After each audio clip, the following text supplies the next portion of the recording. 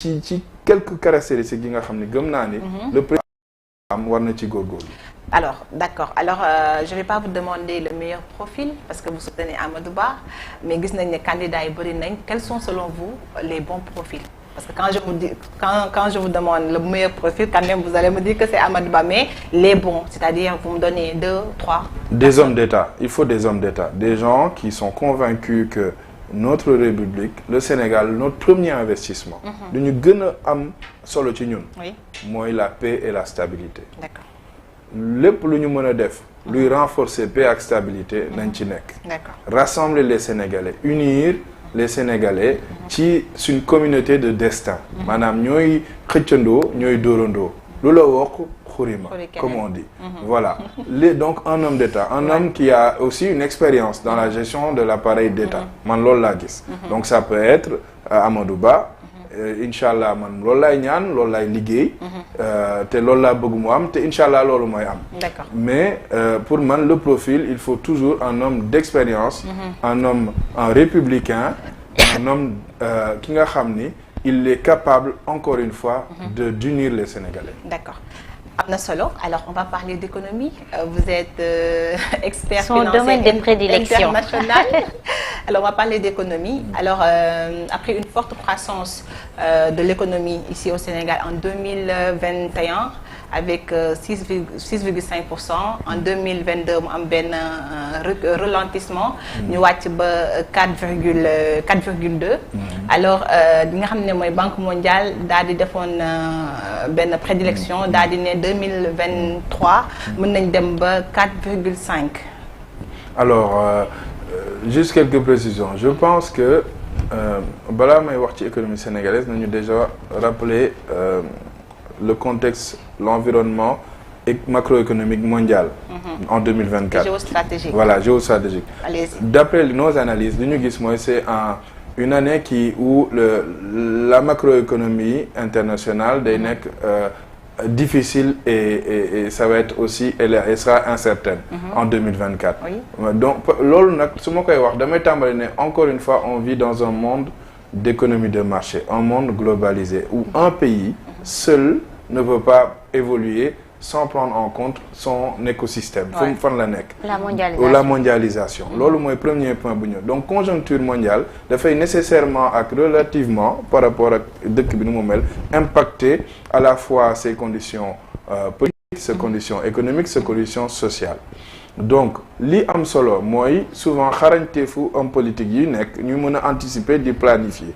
Di am lu ñu économie résiliente loolu nag lu ñuy tabax la. Oui. Et donc choc yi nga xam ni dafay moo xam Covid la moo xam guerre russo-ukrainienne moo xam guerre Hamas bi ak seen risque de propagande li ñu naan le fer de lance de l'économie mondiale maanaam li adduna bi li koy téye mooy souvent ñaari réew la mooy États-Unis ak Chine.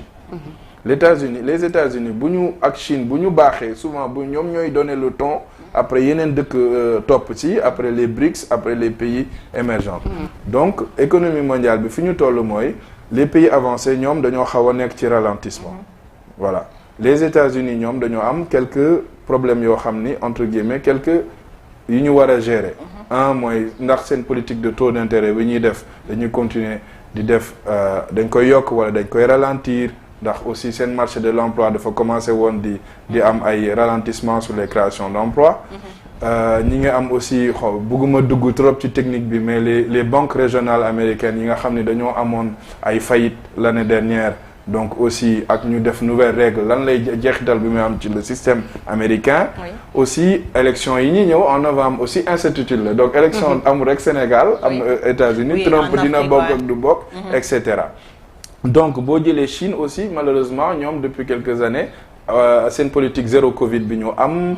ni ñu ci génnee dafa leen xaw a daaneel. dafa leen xaw a fragiliser tuuti. C'est-à-dire que Chine en 2010 dañu doon def 10% de croissance léegi bu ñu defee 5% donc seen croissance day faible te la Chine c'est 30% de la demande mondiale. Oui. Si la Chine va mal le monde va mal. C'est la première puissance commerciale du monde. Voilà donc loolu da nga koy xool. Ensuite li ngay xool mooy les BRICS parce que les BRICS tu as Brésil Chine Inde et cetera lu ñu gis mooy. y a eu un flux massif de capitaux yu jógee maanaam koom-koom xaalis bu jógee Chine dem Inde. ak dëkk Asie du Sud parce que Inde nekk na puissance boo xam ne ngi développé wu. boo xoolee 2024 ñoom ñu leen projeté à peu près à 6,5%. Oui. donc ci croissance mondiale boo xam ni nee nañu dina nekk autour de 2,9%. maanaam croissance mondiale bi du am doole torop ndax boo xoolee ci les 20 dernières années à peu près dañuy nekk autour de 3,8%, 4%. bëgguma dugg ci débat technique est-ce que expliquer le fait que en fait Banque mondiale dafa defoon prévision pour le Sénégal que dinañ am 4,5 alors que ni ANSD dafay wax ne ñun 4,5 la ñu am alors que Banque mondiale pour 2023 bi dafa woon dañuy am 4,7. à peu près man li ma selon nos analyses nag après Banque mondiale FMI man li ma gis mooy sur l'année 2023 déjà on sera à peu près à 4,2 man loolu laa gis pour cent. En 2021 je doon ko woon à peu près 6,1 la woon pour cent. Parce 2022, que 2020 parce que dañoo encore une fois loolu mooy wane ni macroéconomie dafay am solo économie faible yi lépp lu am ci chaîne de transmission bi lépp choc exogène bu am maanaam choc lépp loo xam ne jafe-jafe la bu nekk ci àdduna bi ci réew yoo xam ne amul doole noonu dafay impacté moo tax nag état bi man gëm naa ni loolu c'est une bonne mesure jël 750 milliards def ko ci subvention au prix mënoon na gën a metti en 2022 jëlaat 600 milliards ci budget 2023 bi def ko pour wàññi dundin bi waaye loolu solution temporaire la solution bi am solo mooy ñu def politique boo xam ni lépp lu ñuy mën a di suñu dundin gi lu ci ëpp di jóge ci biir réew mi maanaam ñu yokk bay dundee et puis di dundee li ngay lekk di lekk li ngay dundee alimentaire au Sénégal am un secteur privé performant maanaam li may bëgg mooy incha allah bu Amadou Ba jëlee réew mi ñu def ay politique yi nga ak ay mécanismes d'innovation jël partenariat public privé gën ko yokk contenu local ñu gën ko yokk investissement prioritaire les jeunes ñi nga xam ni jàng nañ am nañ xam-xam ñu def politique d'incubation ci ay start-up l'ère du digital alors le rapport 2023 sur la situation économique du Sénégal dafay en fait dafa def ay prévisions di xamal que ni 2024 suñu budget suñu croissance économique sur le PIB dina nekk 9,9%. Selon vous loolu fan lañ ko teg 9,2%.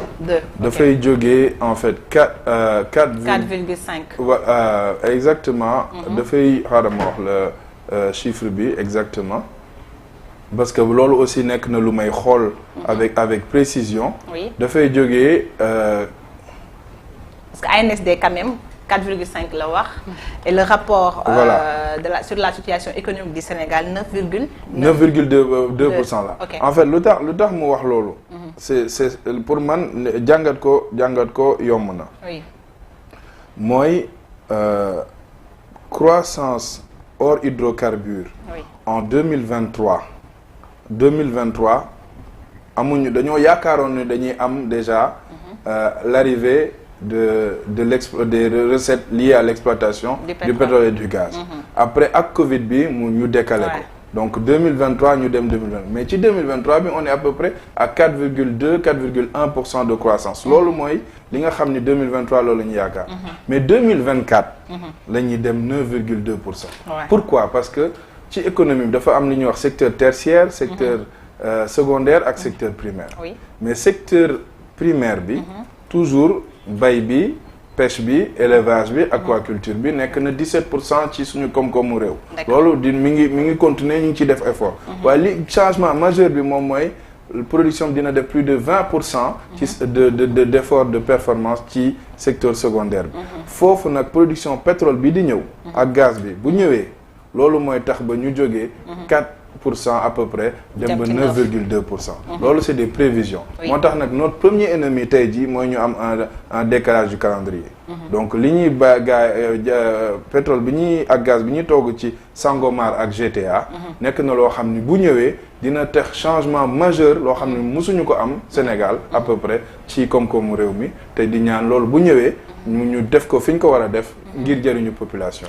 D'accord, alors on va parler de la dette publique du Sénégal qui a augmenté à un rythme accéléré quand même et boo fàttali ko récemment en juin li nga xam ne mooy FMI octroyé woon na Sénégal 1000 milliards de francs CFA au titre du mécanisme voilà élargi de crédit MIMEC et ñu xam ne Sénégal aussi dafa endetté wu jusqu'au cou. Alors l'endettement c'est pas interdit, mais peut-être que niñ koy la façon d'investir cet argent-là ici au Sénégal loolu nekk problème parce que quand même il faut le dire yaa ngi koy wax bay dundee, mais on a vu que xaalis bi ñuy endetté wu lu ci bëri dañuy wax ne investir nañ ko ci BRT bi wala def nañ ko ci TER bi dans les infrastructures en grosso modo. Est-ce que jàpp nga ni investissement boobu noonu Sénégal di def am na njeexital ci réew mi? Man pour man débat bi ñuy wax ci dette bi. Oui. C'est un faux débat. Naam dëkk bi am nañu endettement bu yokku depuis plusieurs années. Oui. Aujourd'hui l'État central ñu ngi ci endettement à peu près de 69 et quelques %, donc limite bi 70 la, donc ñu ngi ci limite bi. On est à 73 je crois. 73. Non loolu da ngay yokku les agences. boo yokkee les agents l'État central. Oui. L'État central dette publique am. Oui. C'est autour de 69 et quelques %. Oui. Léegul 70. Donc ñu ngi ci toujours les critères de convergence bi UEMOA joxe. À cette dette da ngay yokku toutes les agences les établissements publics. yooyu noonu da nga koy yokk boobu da ngay gën a yokk la dette à peu près ñu ngi plus de 13 000 milliards de dettes. Effectivement. Voilà.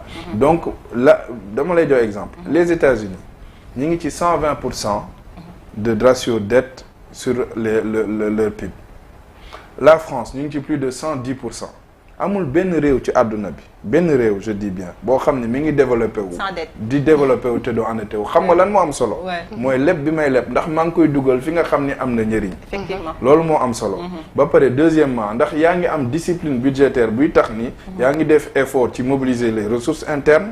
yaa ngi aussi def effort bi nga xam ni. yaa ngi am jéem a réduire le train de vie de l'État ak allègement de la dette. Oui. Donc pour man le débat de la dette mooy ba pare aussi am na yenn yu am solo. Premièrement. Oui. mooy le niveau ñu ne risque d'endettement modéré risque de surendettement bi ñu am. mais loolu ci année 2024.